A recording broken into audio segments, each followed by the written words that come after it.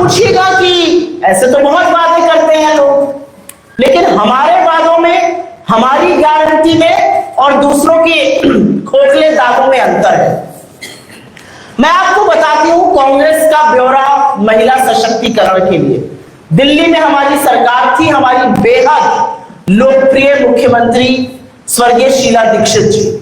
2008 में उन्होंने लाडली योजना शुरू करी थी, जिसके तहत बच्ची की पैदाइश पर उसे 36,000 रुपए मिल जाते थे, और जब वो कक्षा 1 से 12 की पढ़ाई करती थी तो 25,000 रुपए उसे मिलते थे। जब वो 12वीं में पहुंच जाती थी तो 1 लाख रुपए उसके खाते में आ जाते थे।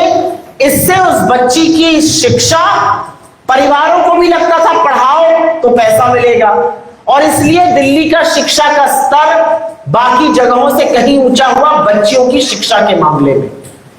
हमारी कर्नाटका की सरकार बनी, हमने वादा किया था कि हम गृह लक्ष्मी योजना लाएंगे और गृह ज्योति योजना लाएंगे। कर्नाटका की हमारी सरकार 2,000 रुपए सीधा बैंक खातों में पात्र महिलाओं के डाल रही है, जिससे करीब करीब 1.5 करोड़ महिलाओं को और उससे ज्यादा परिवारों को फायदा मिल रहा है। हमने शक्ति योजना वहां लॉन्च करी, जिससे बस सेवा फ्री है। हमारी जो फ्री बिजली योजना है उससे भी महिलाओं को फायदा होता है, क्योंकि जितना महिलाएं बचा पाती हैं पैसा, उतना परिवार के समृद्धि में लगाती हैं।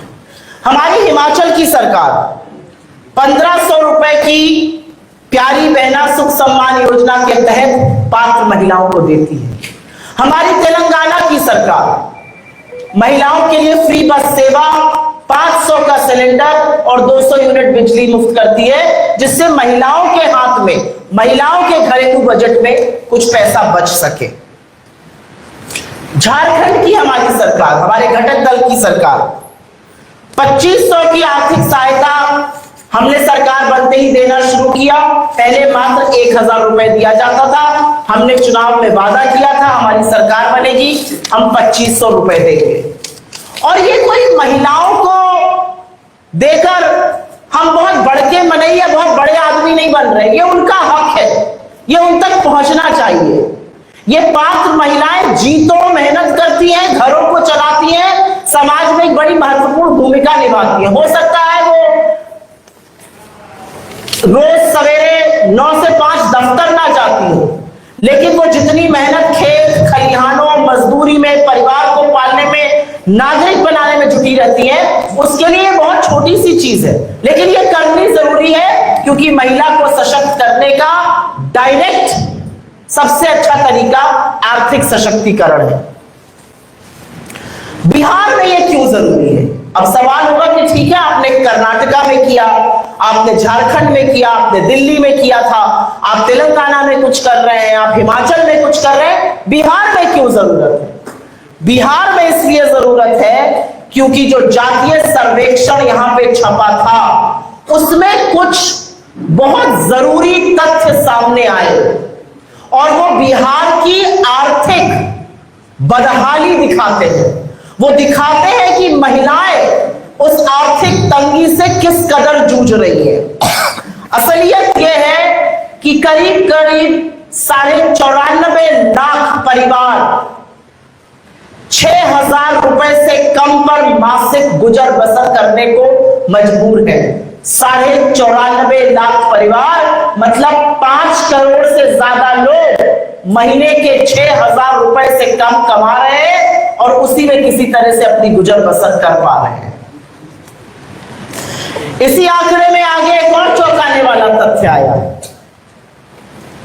82 लाख ऐसे परिवार हैं जो 10,000 रुपए से महीने में कम कमा रहे हैं और उनकी आय मात्र 67 रुपए प्रतिदिन है। आज बिहार के पटना के एक अच्छे कैफे में कॉफी पीने चले जाइएगा तो 67 रुपए में शायद कॉफी भी नहीं आएगी। यह असलियत है। और परिवार भरण पोषण, खाना पीना, कपड़ा लत्ता सब कुछ 67 रुपए रोज पे करने को मजबूर है। ये वो लोग हैं जो दिन 2 महीने के 10,000 कमाते हैं, जो महीने के 6,000 कमाते हैं, वो 40 रुपए पर अपने परिवार की गुजर बसर करने को मजबूर है। और इसीलिए हमें लगा कि महिलाओं की थोड़ी सहायता जरूरी है। इसलिए जरूरी है क्योंकि महिलाओं पर दोहरा मार पड़ रही है। महिलाओं पर दोहरी मार यह है कि घर के पुरुषों के पास, घर के बेटों के पास, जिनको एक वक्त की रोटी कम काट के पाला कि नौकरी लग जाएगी बाबू की, उनकी नौकरी नहीं लगी, वो बेरोजगार है। और महिलाओं पर दोहरी मार इस बात की है कि महंगाई कमर तोड़ रही है और सबसे ज्यादा महंगाई का प्रभाव जो है वो महिलाओं पर होता है।